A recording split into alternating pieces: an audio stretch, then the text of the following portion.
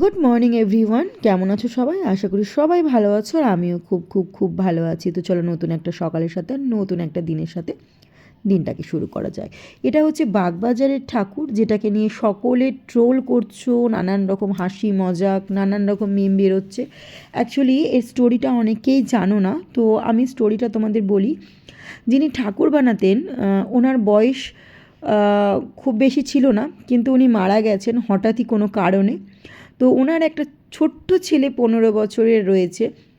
তো সেই ছেলেটাই কিন্তু বাবার দেখে যেটুকু শিখেছিল সেটুকুই ঠাকুরটা বানানোর চেষ্টা করেছে। তার জন্য মাথাটা একটু বড় আর হাত পাগুলো একটু রোগা করে ফেলেছে। যেহেতু জগতী ঠাকুর খুব মোটাসোটা একটা ঠাকুর হয়, তো একটু ভুল করে ফেলেছে। একটা 15 বছরের বাচ্চা, তোমরাই বলো তার পক্ষে কি সম্ভব এত বড় একটা ঠাকুর বানানো? তবু ওই 15 বছরের ছোট্ট বাচ্চা ছেলেটা যে চেষ্টা করেছে, আর পুজো মণ্ডপের প্রত্যেকটা মেম্বার্স ওকে যে সাহায্য করেছে যে না ঠাকুরটা ওই করুক, এটা দেখে আমার খুব ভালো লেগেছিল যে না তারা তো চেয়েছে না বাচ্চাটাই বানাক, কমসে কম ওরও তো একটা পেট চলার ব্যাপার আছে না। তো সেটা তোমরা কিন্তু কেউ জানো না, অনেকেই স্টোরিটা জানো না। যারা ট্রোল করছো তাদের জন্য বলছি, যারা নানান রকমভাবে এই ঠাকুরটাকে নিয়ে হাসি মজাক নানান রকমভাবে করছো তাদের জন্য এই কথাগুলো ছিল। যারা স্টোরিটা জানো না তারা এইভাবে মানুষকে যেমন ট্রোল করো সেরকম ভগবানকেও তোমরা ট্রোল করছো। তোমরা এতটা নিচু মানসিকতার, মানে এত নিচু মানসিকতার হয়েও না, আমি এটাই বলবো। আর ঠাকুর নিয়ে কখনো কেউ ট্রোল করে না। মানে দুনিয়াটা যে কীভাবে নিচে নেমে যাচ্ছে, আমি খালি সেটাই ভাবছি যে তোমরা ভগবানকেও ট্রোল করতে ছাড়ছো না। তো স্টোরিটা তোমরা জানো না, তো একটা অভাগা ছেলে, সেই ছেলেটা বানিয়েছে, তাকে ইন্সপায়ার করো। এর থেকে বেশি কিছু আর বলবো না। তো চলো ভিডিওটা দেখতে থাকো আর সঙ্গে থাকো, আর কী কী প্যান্ডেলগুলো তোমাদের ঘুরে দেখাচ্ছি দেখতে থাকো, আর কেমন লাগছে অবশ্যই আমাকে ভিডিও শেষে জানিও।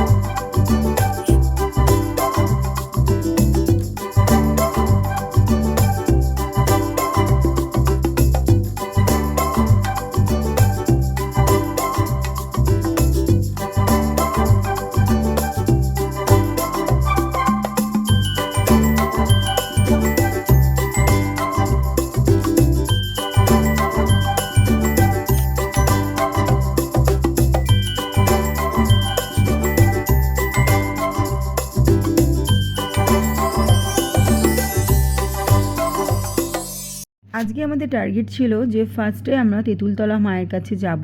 তো যেতে যেতে যা রাস্তায় যে কটা ঠাকুর পড়লো সেগুলো দেখতে দেখতেই আমরা গেলাম, মানে রাস্তার ওপরে যেগুলো পড়েছে আর কি। তো সেগুলোই দেখতে দেখতে যাচ্ছিলাম। আর তারপরে তেঁতুলতলা মায়ের কাছে যাব, কারণ তেঁতুলতলা মায়ের কাছে জানি সকাল সকাল গেলে তবেই আমি দেখতে পাবো ভালো করে, না হলে ভিড়ে তো একদম হয়ে যায়, মানে বলার মতো না, এত ভিড় থাকে। ভোর 5টায় গেলেও মনে হয় সেম ভিড়ই পাওয়া যাবে। মানুষ মনে হয় মাঝরাত্রির থেকে লাইন দেয়, মানে এত পরিমাণে ভিড় থাকে। আর এখানে প্রত্যেকটা থিম কিন্তু অসাধারণ হয়েছিল, প্রত্যেকটা জায়গায় নানান রকম থিম তুলে ধরেছিল, ভীষণ সুন্দর লাগছিল দেখতে। আর অনেক বছর পর যেহেতু আমরা দেখছিলাম তো বেশ ভালোও লাগছিল। আর চারিদিকে ঢাকের আওয়াজ, আর তার সঙ্গে এরকম সুন্দর সুন্দর থিম দেখতে পাচ্ছিলাম, তো বেশ ভালোই লাগছিল। তো চলো আমার সঙ্গে তোমরাও কিন্তু দেখতে থেকো, আর স্কিপ করে কিন্তু ভিডিওটা দেখো না, পুরো ভিডিওটাই কিন্তু দেখো, কারণ স্কিপ করলেই একটা মিস করে যাবে। তো এই হচ্ছে ব্যাপার। আর চলে এসেছে তেঁতুলতলা মায়ের কাছে, আর দেখতে পাচ্ছ কী পরিমাণে ভিড়, এই যে লাইন পড়েছে দেখতে পারছো, এত পরিমাণে ভিড়। তো সেই ভিড় এড়িয়েই আমরা এবার বেরিয়ে পড়েছি, বাড়ির দিকে রওনা দেবো এবার।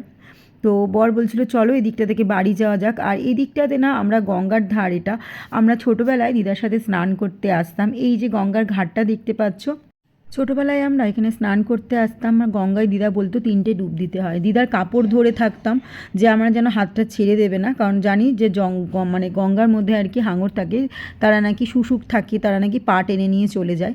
তো এই ভয়েতে আমি জামাটা, মানে দিদার যে শাড়ি থাকতো, খুব শক্ত করে ধরে থাকতাম আর দিয়ে ডুব দিতাম, কারণ স্নান করতে আসলেই আমাদের ডুব দিতে হতো 3বার। তো এই হচ্ছে ব্যাপার। আর এখানে লেখা রয়েছে ভদ্রেশ্বর, আই লাভ ভদ্রেশ্বর।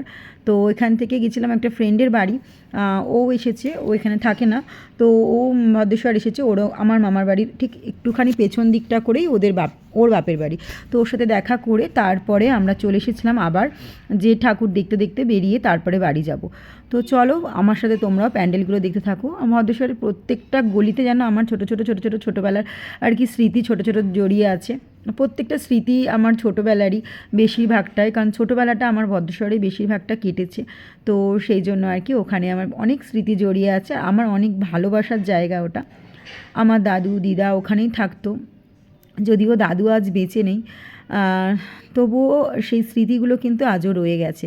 তো চলো প্যান্ডেলগুলো আমার সঙ্গে তোমরা দেখতে থাকো, আর কেমন লাগছে কিন্তু অবশ্যই জানিও।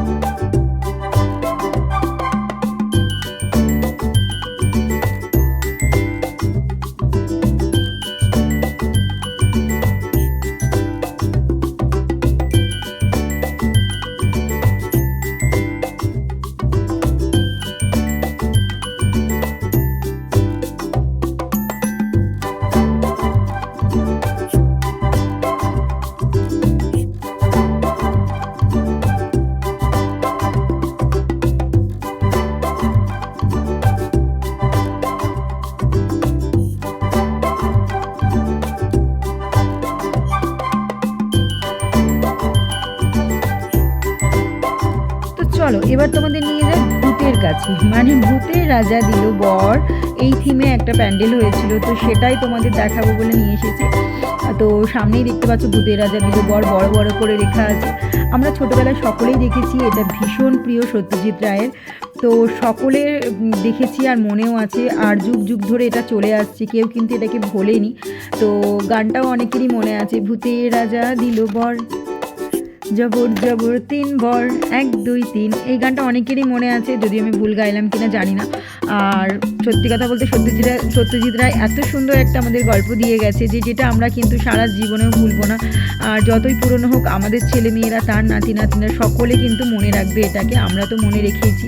আর এইটা হচ্ছে গোপীগাইন আর বাঘাবাইনের বড় একটা মূর্তি লাগানো রয়েছে, তো ভীষণ ভালো লাগছিল, আর বেশ যেন মনে হচ্ছিল ছোটোবেলায় ফিরে গেছি। আর এইটা হচ্ছে ভূত রাজা আমাদের, তো ইনি দিয়েছিলেন বর, তো সেটাই আর কি দেখছিলাম, আমার বেশ ভালো লাগছিল, যেন রূপকথায় বাস করছি। তো চলো ভিডিওটা দেখতে থাকো আর সঙ্গে থাকো।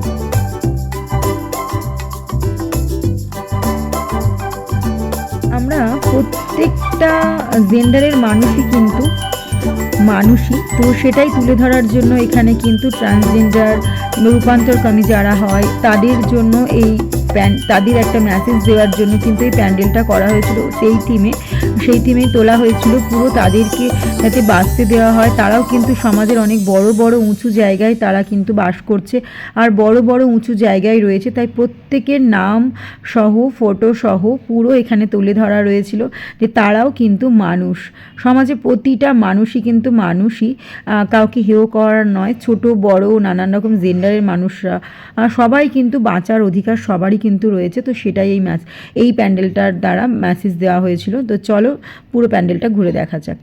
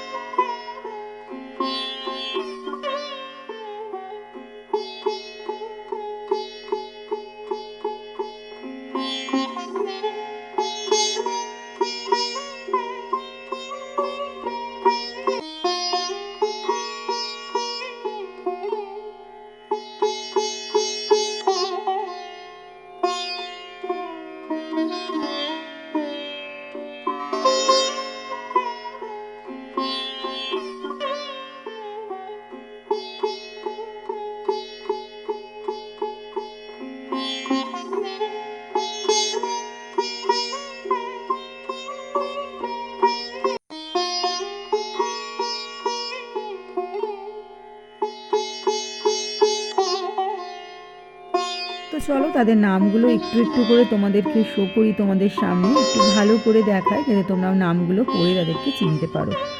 প্রত্যেকটা বড় বড় জায়গায় কিন্তু বড় বড় পদে তারা রয়েছে, তো সেটাই দেখালাম। তারপরে চলে এলাম আমরা আর একটা প্যান্ডেল। এগুলো কিন্তু প্রত্যেকটা প্যান্ডেলই হয়েছে মানকুণ্ডুর ওখানে, তো বেশ ভালোই হয়েছিল।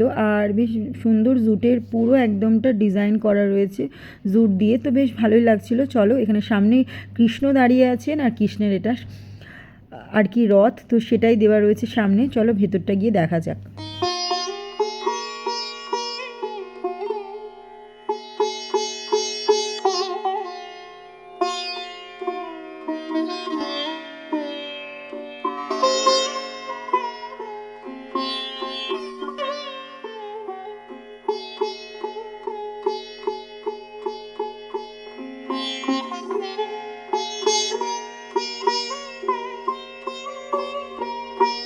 অসাধারণ কারুকার্যে এই প্যান্ডেলটি, চলো তোমাদেরকে ঘুরে দেখায়। ভীষণ সুন্দর করেছিল। চলো ভেতরটা তোমাদেরকে পুরোটা ঘুরে দেখায়, কেমন লাগছে অবশ্যই কিন্তু জানিও। আর এখানে কিন্তু বুদ্ধা ঘুরছে, বেশ সুন্দর করেছিল। এটাও কিন্তু হয়েছিল মানকুণ্ডুতে।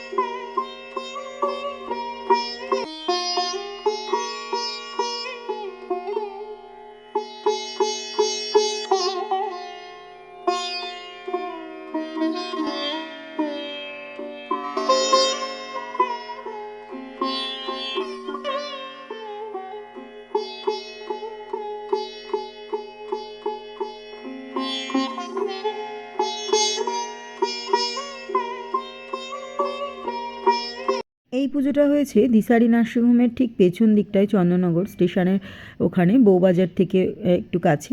তো ওখানটাতেই আমরা গেছিলাম, একটু দেখে নিলাম এই ঠাকুরটা ফেরার পথে। তো চলো পুরো ঘুরে দেখি আর তোমাদেরকেও দেখাই।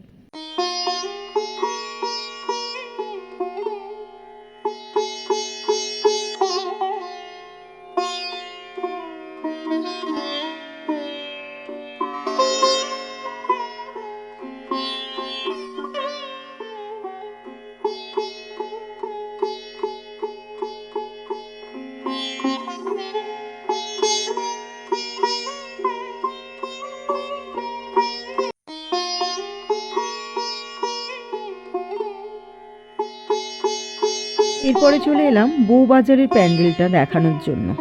তারপরে আমরা যাব স্টেশনের ঠিক পাশটাই যে প্যান্ডেলটা হয়েছে সেটাও তোমাদেরকে ঘুরে দেখাবো।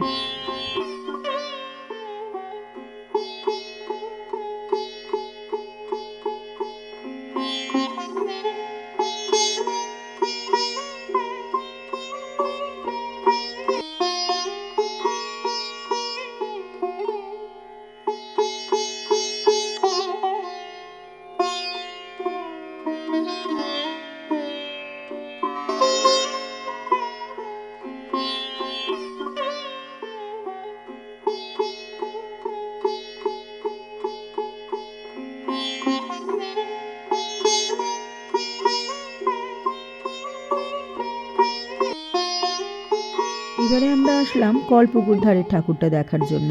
তো এখানে আমি সকালবেলা যে ফ্রেন্ডের বাড়ি গেছিলাম, তো সে এখানে এসে বসে আছে। তো দেখতে পেলাম পুচকেটাও ওখানে ঘোরাঘুরি করছে। ফার্স্টেই চোখ গেছে পুচকেটার দিকে, পুচকেটা ঘোরাঘুরি করছিল। তারপরে গিয়ে ওর সাথে একটু কথা বললাম, তারপরে ভিডিও করে আবার বেরিয়ে চলে এলাম। এবার আমরা যাব সামনে আরেকটা ঠাকুর হচ্ছে স্টেশনের পাশেই, যেটা হচ্ছে বোসপাড়ার গলিটা ঠিক ঢুকছে যে তার আগেটাতেই, তো একদম স্টেশনের পাশে হয়েছে। এখানেও কিন্তু জুট দিয়ে কাজ করা ছিল পুরোটাই, আর বেতের কাজ করা, ভীষণ সুন্দর ছিল কিন্তু। তো চলো পুরো প্যান্ডেলটা তোমাদেরকে ঘুরিয়ে দেখাই।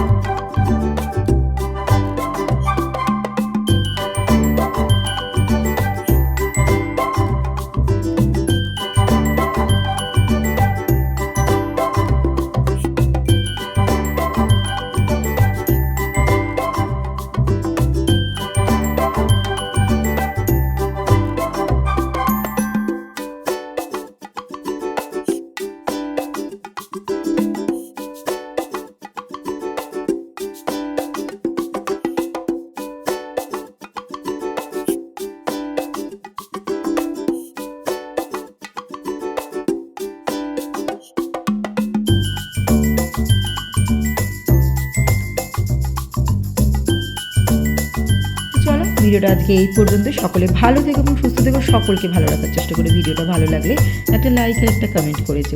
চ্যানেলটা ভালো লাগলে অবশ্যই চ্যানেলটাকে সাবস্ক্রাইব করে গিয়ে পাশে থেকে বেল আইকনটিকে টান করে বাজিয়ে দিয়েছো। বাড়ি চলে এসেছি আর বিদ্যালঙ্কা মোড়ে হয়েছে এই রকমভাবে জ্যাম। তো চলো আজকের মতো টাটা।